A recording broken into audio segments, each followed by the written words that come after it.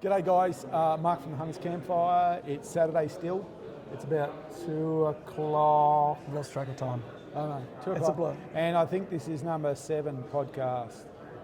The reason why I think is because I am losing track of what we're doing today. But enough of my rambling. With me is Luke from Makesmith Knives. Hello Luke. Lovely to meet you. Thank you for having me on.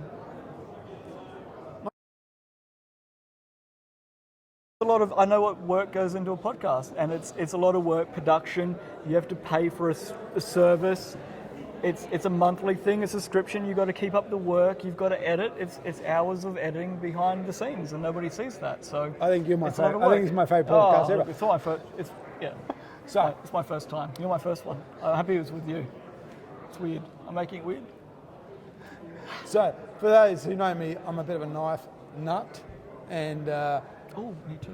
Luke makes some really fantastic knives. So I'm not a nut. I just make them for weirdos. okay, so tell us about these knives that you make for the general public. I predominantly make hunting and camping knives from either my own laid high carbon steel or from high-end stainless steels. I design them, I cut them out, they're all cut by hand. They're heat treated by myself, they're ground and handled and sheathed all by myself. So I also stabilize my own timber for people that want timber product. I sort of strive for, the best product I can get. So that's, if someone wants timber, it's stabilized.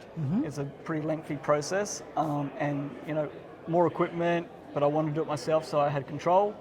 So I do processing, find my own timber, process it, and by the end of the process, it's more of a plastic product than a than a timber by weight. It's gained more than 100% of its weight in resin. So yeah, it stops movement, makes it more hygienic, and and finishes easier too. It's a better product at the end. There you go. I did not realise that was what went into the stabilising process. Yeah. So when I was looking at your knives and a moth to the flame, I happened to find your stand. What I noticed was that one, generally the finish of the knives is like a bee blasting, a darker, not rough finish, but not a high gloss finish. Yep. 2, it's nearly all or maybe all Kydex sheets. Unfortunately, and yes. 3, all the scales that I saw certainly were of a very interesting, synthetic material. So why is that? Why are you making knives like that? I think as you go on as a knife maker, we're very spoilt for talented knife makers in Australia. Yeah. We've got like a plethora, especially down south. There's just like an abundance of them in, the mid-north coast in New South Wales of knife makers. Everyone sort of finds where they fit in for knife making. I've got a background where I go on like trips around Australia on a motorbike and stuff like that, traveling lightweight, traveling just what you need. I spent a month, just me and another guy on a motorbike. That sounds weird when I say it like that. Anyway, he's on his own motorbike and we're separate swags. But anyway, and grew up in the bush, making knives in the cubbies and stuff like that, out of just having a knife, and you go make a shelter and stuff like that. The knives I make are prominently for what I would want to do with a knife. So it's the hunting, camping. The look of it, you get your own style over time, and the style I've gone to is like a keep it simple, stupid, fit for purpose, good steel. I'm trying to make them at a lower price point. So the idea is for finishing that I do a belt finish, and then I do an etch, which removes more of the belt finish, and then I do a stone wash. So you can use your knife, and after you finish using it, it looks the same. It doesn't have big streaks up it across a polished finish. It's not a full etch finish where you're going to remove the etch. So it's the whole purpose of making a knife is so that someone uses it. So if they don't, it makes me happy that they use it. That's the main thing. Certainly. So I make a knife that's you can afford and you're going to use. It's not a feather patterned Damascus Bowie, fighter Bowie. So you're going to buy the knife at a reasonable price for a custom knife, and you're going to use it. That's what I'm aiming for. And materials to suit. So hard wearing, paper micarta, canvas micarta.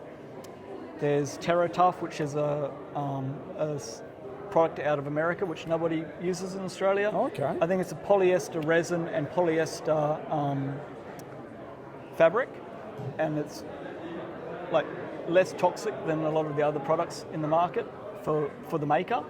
And it's like they recommend you can use it without, you can shape it without using a PPE apparently. It's that less toxic. Very grippy when wet.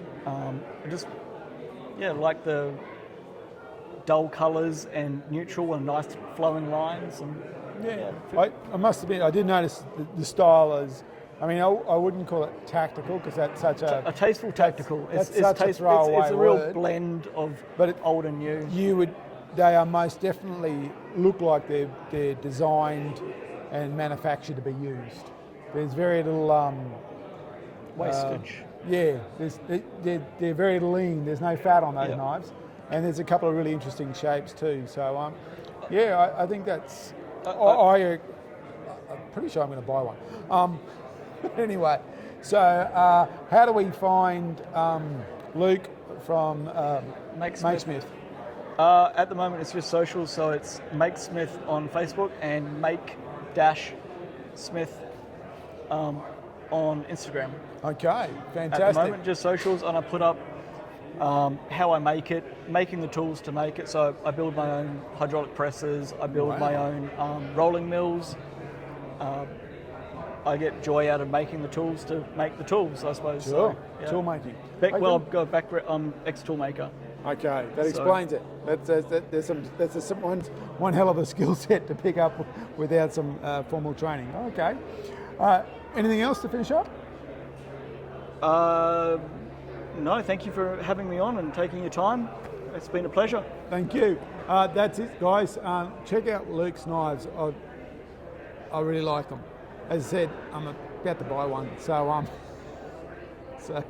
you'll see it in more detail later. Okay, on to the next podcast. See you again, mate. Thank you. Thanks for having me.